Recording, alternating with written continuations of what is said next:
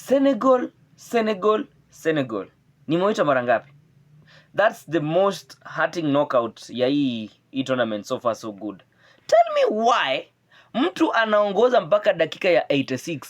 4 minutes zimesalia plus at a time labda ongeze zingine 5. Let's just say probably 9 minutes zimesalia. Uingie round of 16. Unaachilia.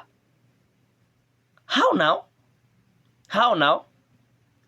Unapigwa magoli mawili within 3 minutes. 86 na 89 washapiga 2-2 extra time. Kidogo tena penalty ya kijinga tu. Bwana Senegal, nimeona huyu mchezaji mmoja wa Senegal akisema kwamba as long as ile technical team inasimamia Senegal ndio itaendelea kufanya kazi. He will take a break from international duties kwa sababu hii ilikuwa inauma bwana. Lakini pia it has nothing to do with the technical. It has everything to do with the players kwa sababu where was your focus? Focus yenu ilienda wapi? Juu ile kitu ilikuwa hata okay, labda hiyo game ingisha 2-1, 3-2. Bwana Senegal hiyo iliuma watu wengi sana.